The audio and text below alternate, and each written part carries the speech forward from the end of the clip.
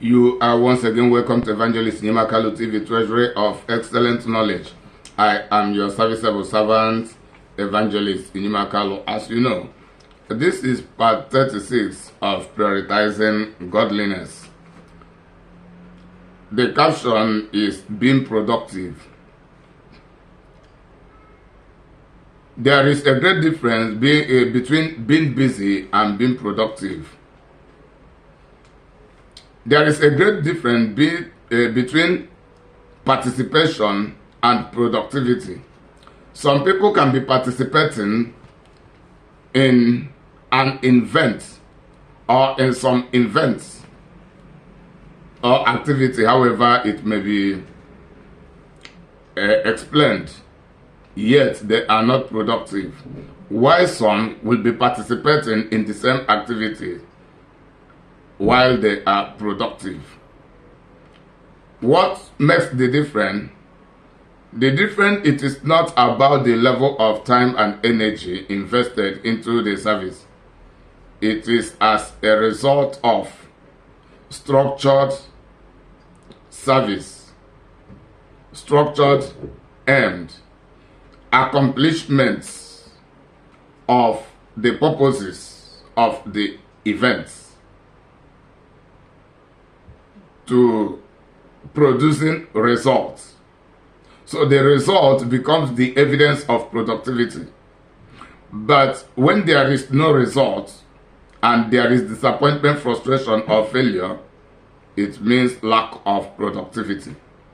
Or when the work is done halfway, or when there is negligence, lack of participation, all of these things become unproductivity because they yield no result.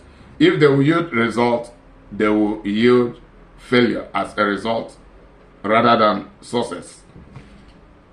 The text is 2 Corinthians chapter 8 verse 7. It says,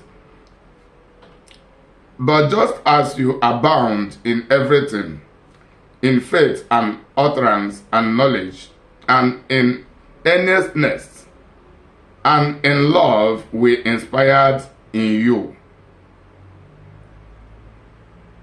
See that you abound in these gracious works also." This is Apostle Paul exhorting the church at Corinth, which is used as a case example in relation to all of the churches of that era and all of the churches of the present and the future times. They're using the church as a case example. It is related to all institutions of human beings. We are hereby required to be productive. Apostle Paul was exhorting the church, reminding them that they, the apostles, the Apostle Paul led a team of apostles, have been inspiring these people, inspiring them to boost their faith, inspiring them to become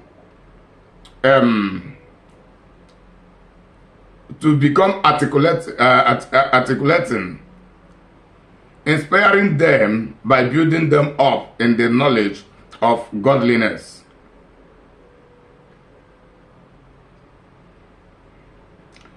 He used the word, just as you abound in everything that it takes, all of the aptitudes required to building a Christian believer, to becoming a disciple, to become effective, to become productive. So these people have been thoroughly educated by Apostle Paul and the rest of the apostles. The church had been educated, or let me say that the majority of the members of the church had been educated. Precisely, every worker in that church was thoroughly furnished in knowledge, in wisdom, in utterance, in love. All of these things put together, Apostle Paul is requiring them to become productive with it. How should they become productive? to begin to impart others. Because in the church, there are people who only stay to receive. They receive the knowledge, they receive the education which inspire them with knowledge, with speaking manner, building their moral virtue, building their concept for love. So they continue to build, they continue to develop them in themselves, and they become thoroughly furnished, and you see their life being transformed. But that is not the limit for being a Christian believer. We have to go beyond that level to becoming disciples at our various categories. We are born to born others. We are produced to produce others. If the apostles have produced disciples and effective workers in the church, and those apostles of those days died and passed away, and nobody carried on the Christian activity, the Christian mission, that means that the Christian mission will die with them. That is exactly what it means. There will be no successors. There are things God does for humanity and does for us as the Christians, while there are things God has commissioned us to do by ourselves. And the result of what we will do by ourselves can only be real. It can only materialize when we engage into service, when we engage into the great work, when we become productive. We are trained to train others. We are not just trained to consume and stay back. Many people are receiving knowledge, wisdom, understanding, but they are never concerned to be imparting others. Even to the extent of them imparting their family members with the good knowledge they acquire from the church. I'm not just talking about any kind of church. I'm talking about the well-meaning church, the living church. So we are not supposed to be dormant. We are not supposed to be parasitic. We are supposed to be generous, to be influential, to be productive.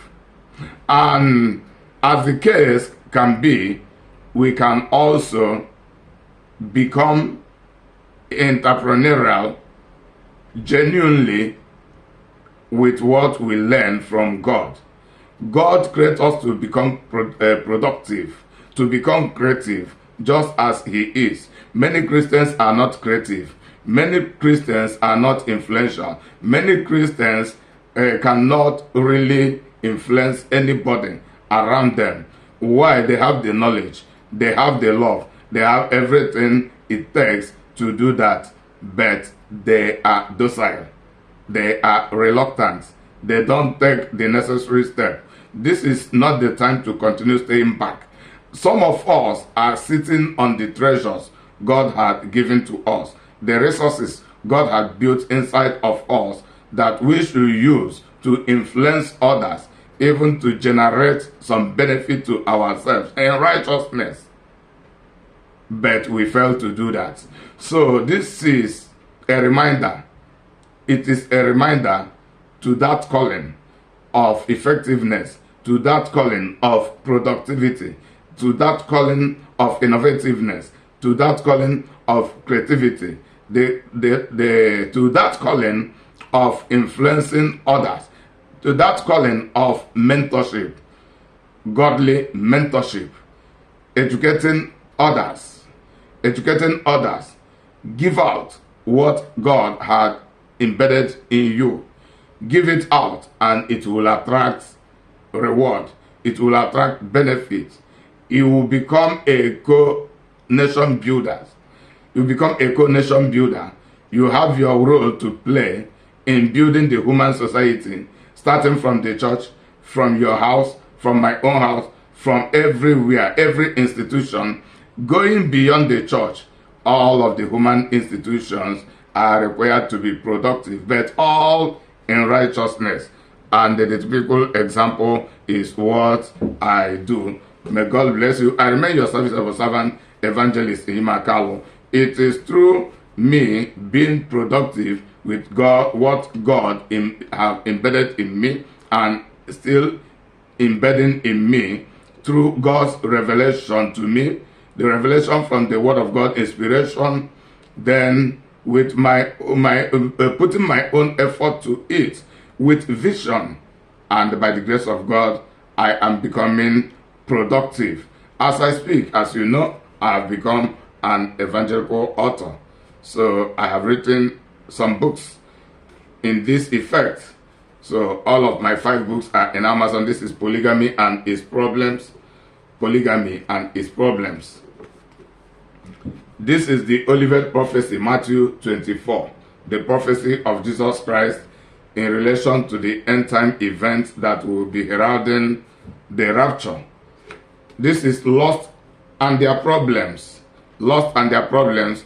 Problems discovered is a problem half solved. So when we know the problems of our life, of our ministry, of whatever, then we'll begin to discover our weaknesses. Just as we discover our abilities, then we know how to solve it. Living a contented life is the solution to lust. So all these books go hand in hand. Then this is my master textbook. My master textbook. Understanding and Executing Righteousness from Points of Reality. This one has a universal topic inside of it. 40 chapter book. 40 chapter book. They're very, very wonderful by the grace of God. All of the books have their electronic copies. They have their soft copies. They have their hard copies. They are all available in Amazon, being published by Prime 7 Media, and they are being marketed by some other marketing platforms, online and offline. So may God bless you. I remain your service level servant, evangelist Imakalo. I say to you, bye for now until I come your way once again.